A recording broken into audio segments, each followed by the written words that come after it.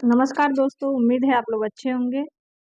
जैसा कि आपको पता है कि एनसीईआरटी के इतिहास के कक्षा 6 की पुस्तक के क्रम में आज हम लोग अध्याय 4 पढ़ेंगे और चैप्टर का शीर्षक है क्या बताती है हमें किताबें और खबरें। तो ये इस चैप्टर की शुरुआत होती है पुस्तकालय में मेरी मतलब एक जैसे ही घंटी बजी शिक्षक ने छात्रों को अपने साथ आने को कहा। आज वे पहली बार पुस्तकालय जा रहे थे। मेरी ने देखा कि पुस्तकालय में एक मेरी नाम की जो बच्ची है, उसकी कक्षा से काफ़ी बड़ा था और वहाँ बहुत सारी किताबें रैक पे रखी हुई थी। कोने में एक अलमारी थी जो मोटी किताबों से भरी थी और मेरी को ये अलमारी खोलने की कोशिश करते देख छात्र शिक्षक ने कहा, उस अलमारी में अलग-अलग धर्मों से जुड़ी महत्वपूर्ण किताबें हैं। क्या तुम्हें मालूम है कि हमारे पास वेदों का एक संग्रह है? मेरी सोचने लगी वेद क्या है? अब वेद के बारे में आ, चले पता लगा। दुनिया के सबसे प्राचीन ग्रंथों में से एक। शायद तुमने वेदों के बारे में सुना होगा। वेद 4 हैं। ऋग्वेद, सामवेद, यजुर्वेद, अथर्ववेद। सबसे पुराना वेद है ऋग्वेद, जिसकी रचना लगभग 3500 साल पहले की गई थी। आप लोग मतलब अनुमान लगाते जाइए कि किस कालक्रम की ये रचना है। ऋग्वेद में 1000 से ज़्यादा प्रार्थनाएं हैं, जिन्हें सूक्त कहा जाता है और सूक्त का मतलब होता है अच्छा से बोला गया। ये विभिन्न देवी देवताओं की स्तुति पे रचे गए हैं। इनमें से 3 देवता बहुत महत्वपूर्ण हैं, अग्नि, इंद्र और सोम। अग्नि आग के देवता हैं, इंद्र वो युद्ध के देवता हैं और सोम एक पौधा है जिससे एक खास पेय बनता है। वैदिक प्रार्थनाओं की रचना ऋषियों ने की थी और आचार्य विद्यार्थियों ये क्वेश्चन भी आ जाता है कि सबसे प्राचीन वेद कौन है? तो ऋग्वेद है। ऋग्वेद से भी जुड़ी कई सारी चीजें हैं जो आगे आपको पता चलेंगी। सस्वर पाठ द्वारा कंठस्थ करवाते थे।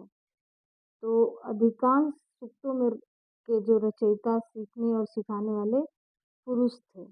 कुछ प्रार्थनाओं की रचना महिलाओं ने की है और ऋग्वेद में एक भाषा प्राक संस्कृत वो संस्कृत या वैदिक संस्कृत कहलाती है। तुम स्कूल में जो संस्कृत पढ़ती हो उससे यह भाषा थोड़ी भिन्न है। संस्कृत और अन्य भाषाएं। संस्कृत भाषा भारत यूरोपीय भाषा परिवार का हिस्सा है।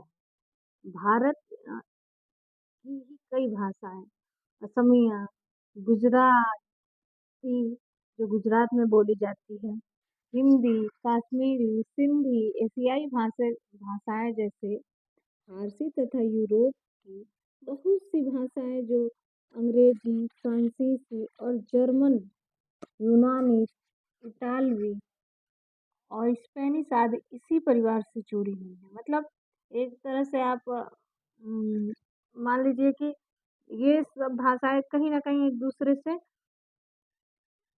जुड़ी हुई हैं। उन्हें एक भाषा परिवार इसलिए कहा जाता है कि आरंभ में उन्हें कई एक शब्द एक जैसे मिले। जैसे मातृ को संस्कृत में माँ कहते हैं, संस्कृत में मातृ कहते हैं और हिंदी में माँ कहते हैं और मदर को और अंग्रेजी में मदर कहते हैं। क्या तुम्हें इसमें कोई समानता नजर आई? उपमहाद्वीप में दूसरी भाषा परिवारों की भाषाएं बोली जाती हैं। उदाहरण के लिए पूर्वोत्तर प्रदेशों में तिब्बत, बर्मा और परिवार की भाषाएं बोली जाती हैं। तमिल, तेलुगु, कन्नड़ और मलयालम द्रविड़ भाषा परिवार की भाषाएं हैं, जबकि झारखंड और मध्य भारत के कई हिस्सों में बोली जाने वाली भाषाएं ऑस्ट्रो एशियाटिक परिवार से होती हैं। उन भाषाओं की सूची बनाइए। ये आपका वो वर्कशीट आपको दिया गया है। हम जिन किताबों को पढ़ते हैं वे लिखी और छपी मतलब छापी गई हैं और ऋग्वेद का उच्चारण किया जाता था कि श्रवण किया जाता था न कि पढ़ा जाता था। रचना के कई सदियों बाद इसे पहली बार लिखा गया। इसे छापने का काम तो बहुत मुश्किल से 200 साल पहले हुआ। इतिहासकार ऋग्वेद का अध्ययन कैसे करते हैं? इतिहासकार और पूरा जो अम, और पुरातत्ववेत्ता हैं वो अधिक जानकारी इकट्ठी करते हैं, लेकिन भौतिक अवशेषों के अलावा लिखित स्रोतों का भी उपयोग करते हैं। चलो ऋग्वेद का अध्ययन कैसे करते हैं? ऋग्वेद के कुछ सूक्त वार्तालाप के रूप में हैं, जैसे विश्वामित्र नाम के ऋषि और देवी देवियों के रूप में पूजित दो नदियों जैसे ब्यास और सतलुज। ये क्वेश्चन भी अक्सर परीक्षाओं में पूछा जाता है। ऋग्वेद ये देखिए, ये ऋग्वेद का एक पांडुलिपि जो पांडुलिपि आपको पता है जो हस्तलिखित होती थी। ये देखिए कैसे लिखा गया है। ये भुर्ज के छाल पर लिखा गया है। ये कश्मीर में पाई गई थी लगभग 150 साल पहले। पहली बार छापने के लिए इसका उपयोग किया गया था। इसी पांडुलिपि को देखकर अंग्रेजी अनुवाद हुआ और पांडुलिपि पूरे महाराष्ट्र के पुस्तकालय में सुरक्षित है। विश्वामित्र और नदियाँ। विश्वामित्र, हे नदियों अपने बछड़ों को चाटती हुई दो दमकती गायों की तरह, दो फुर्तीले घोड़ों की चाल से पहाड़ों के नीचे आओ। इंद्र द्वारा दी गई शक्ति से स्फूर्त तुम रथों की गति से सागर की ओर बह रही हो। तुम जल के परिपूर्ण हो और एक दूसरे में मिल जाती है। नदियाँ, जल से परिपूर्ण हम देवताओं के बनाए गए रास्ते पर चलते हैं। कई बार कई बार निकलने पर हमें रोका नहीं जा सकता। हे ईश्वर, तुम अब हमसे प्रार्थना क्यों करते हो? विश्वामित्र, ये एक कथानक है जो विश्वामित्र, ये आप पढ़ सकते हैं, देखिए।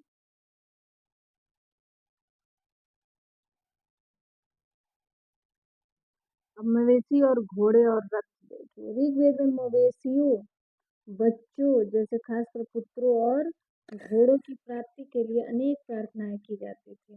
घोड़ों की लड़ाई रथ से खींचने का काम उनसे लिया जाता था। इन लड़ाइयों में मवेशियों को जीत कर लाए जाते थे और लड़ाइयों वैसे जमीन के लिए भी लड़ा जाता था जहाँ चारागाह हो, जहाँ जौ जैसी जल्दी तैयार होने वाली फसलों को उपजाया जा सके, और लड़ाइयाँ पानी के स्रोतों और लोगों को बंदी बनाने के लिए भी लड़ी जाती थी। युद्ध में जीते गए धन युद्ध में जो जीते गए धन को लोग आपस में क्या करते थे? बाँट देते थे। सरदार को दे दिया जाता था और कुछ हिस्सा पुरोहित को, और शेष लोग क्या करते थे? आपस में बाँट लेते थे। यज्ञ की आग की आहुति दी जाती थी। ये आहुति देवी-देवताओं को दी जाती थी और अनाज कभी-कभी अनाज और कभी-कभी जानवरों का भी वो उसमें आहुति दी जाती थी। अधिकांश पुरुष युद्धों में भाग लेते थे। कोई अस्थायी सेना नहीं होती थी, लेकिन लोग सभाओं में मिलते थे और युद्ध और शांति के विषय में सलाह मशवरा भी करते थे। लोगों को अपने सरदार जो चुनते थे जो कुशल योद्धा हो और बहादुर। लोगों की विशेषता बताने वाले शब्द। लोगों का वर्गीकरण काम और भाषा, परिवार है, समुदाय, निवास स्थान या सांस्कृतिक परंपरा के आधार पर भी किया जाता था। ऋग्वेद में लोगों की विशेषता बताने वाले कुछ शब्दों का प्रयोग है।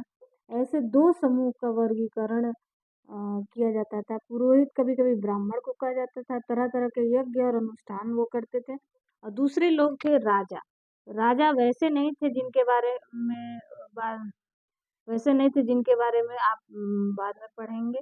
ये ये ना तो बड़ी राजधानियों और महलों में रहते थे, ना ही पास उनके सेना थी, या ना ही ये कर वसूलते थे। प्राय राजा मृत्यु के बाद सबसे छोटा उसका बेटा जो होता था वो शासक नहीं बन पाते थे। मतलब ये वंशानुगत नहीं था यहाँ पे। जो साम्राज्य जो आपको मध्यकालीन या इसके बाद से जो भी राजवंश उस हिसाब से नहीं था। पिछले भागों अनुभाग आप जनता या पूरे समुदाय के लिए 2 शब्दों का इस्तेमाल होता था। एक था इस एक का प्रयोग हिंदी और अन्य भाषाओं में आज भी होता है। दूसरा था विस, विस का मतलब होता है वैश्य। और इसका पूरा विस्तार आप नेक्स्ट का जो आपका 5वां लेसन है उसमें आपको इसका विस्तार से वो मिलेगा। ऋग्वेद में 20 अर्जुनों का नाम मिलता है। इसे हम पुरुजन या 20 भरतजन या 20 यदुजन या 20 उल्लेख मिलते हैं। जिन लोगों ने इन प्रार्थनाओं की रचना की वे कभी खुद को आर्य कहते थे मतलब और अपने विरोधियों को दास या दस्यु कहते थे। आर्य का अर्थ भी पूछता है, आर्य में श्रेष्ठ होता है। दस्यु वे लोग थे जो यज्ञ नहीं करते थे, दूसरी भाषाएं बोलते थे और बाद में दास स्त्रीलिंग दासी का मतलब गुलाम और दास की वे स्त्री और पुरुष होते हैं जिन्होंने को युद्ध में बंदी बनाया जाता था और उन्हें अपने मालिक की जायदाद माना जाता था। काम जो भी काम मालिक चाहते थे वो सब उनको करना पड़ता था। जिस युग में उपमहाद्वीप के उत्तर पश्चिम में ऋग्वेद की रचना हो रही थी उसी समय दूसरी युग तरफ अलग तरह का विकास हो रहा है। आइए उसे हम देखें। खामोशी प्रहरी कहानी महापाषाणों की। ये आप अगले प्रश्न ये शिलाखंड बड़ा मतलब जो बड़ा पत्थर के नाम से जाने जाते हैं। ये पत्थर दफन करने की जगह पर लोगों द्वारा बड़े करीने से लगाए जाते थे। जहाँ लोगों को दफनाया जाता था वहाँ पर उनकी कब्रों पे। और इसके पहले आप लोग पिछले कक्षाओं में मिस्र का पढ़े हैं। मिस्र का जो पिरामिड वहाँ पे भी आ, आ, जो हमारा पिछला चैप्टर है वहाँ पे भी पिरामिड बनाया जाता है। वहाँ पे राजाओं को दफनाया जाता था। उसमें उनके साथ उनकी जरूरी उपभोग की चीजें उनके साथ दफन कर दी जाती थी। तो ये प्रथा थी। महापाषाण जो कब्रें बनाने की प्रथा 3100 साल पहले से शुरू हुई।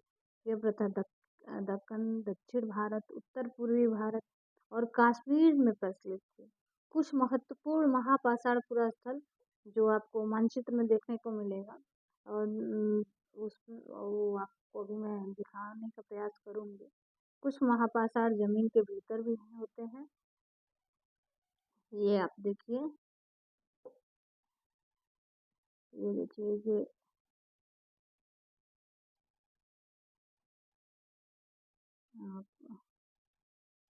आप रचना मरे हुए लोगों को देखिए अच्छे से बनाया गया है कितना कारीगरी से। और इसी शिलाखंड के अंदर लोगों को दफनाया जाता था। इस तरह के महापाषाण को ताबूत समाधान शिष्ट भी कहा जाता था। कहा जाता है यहाँ दिखाए गए शिष्ट का एक पार्ट होल बड़ा सुरंग जहाँ पत्थरों के बने कमरे में जाने का रास्ता होता था। देखिए ये कटार है। यहाँ पे महापाषाण कब्र में लोहे का सामान जो यहाँ पे आप देखिए इन सब कब्रों में कुछ समानताएं हैं और समानता मृतकों का खास किस्म के मिट्टी के बर्तनों के साथ दफनाया जाता है। उन्हें काले लाल मिट्टी के बर्तन ब्लैक एंड रेड वेयर के नाम से जाना जाता है। इसके साथ उन्हें लोहे के औजार जो ये नीचे दिया गया है उनके साथ घोड़े के कंकाल और पत्थर और सोने के गहने भी वो किए जाते थे। यहाँ पे लोगों में सामाजिक असमानता के बारे में पता लगाना। पुरातत्वविद ये मानते हैं कि कंकाल के साथ पाई गई जो चीजें मरे हुए व्यक्ति की ही रही होंगी। कभी कभी कब्र की तुलना दूसरी कब्र से ज्यादा चीजें मिलती हैं।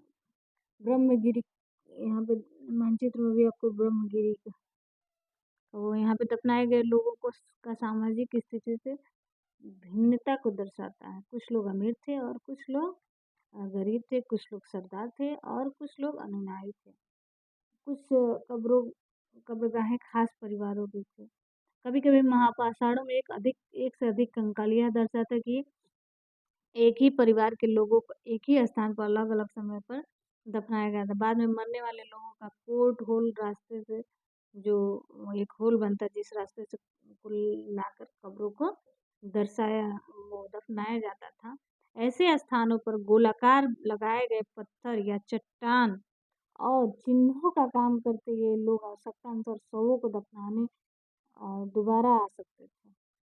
ये देखिए कितना इमाम इनाम गाँव के का एक विशिष्ट व्यक्ति का काव्य।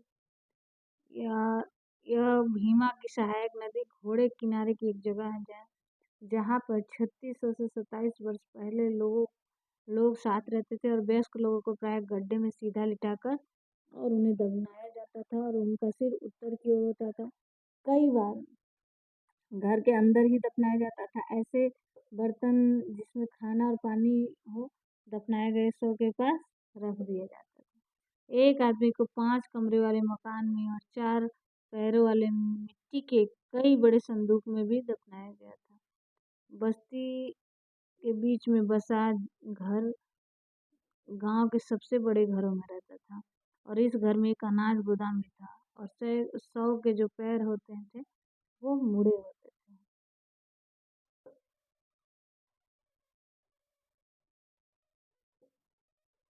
अब यहाँ कंकाल जो है उसके माध्यम से भाई शव तो होगा नहीं, कंकाल के माध्यम से जो छोटे आकार के आधार पर जो छोटे कंकाल थे उन्हें आसानी से क्योंकि लेकिन एक बच्चे और एक बच्ची के कंकाल के बीच कोई फर्क नहीं होता है। क्या हमें पता है कि कंकाल किसी पुरुष का है या स्त्री का? कभी-कभी लोग कंकाल के साथ जो मिले उनके सामान होते हैं उसके अनुसार स्त्री पुरुष का वो करते हैं। लेकिन कई जगह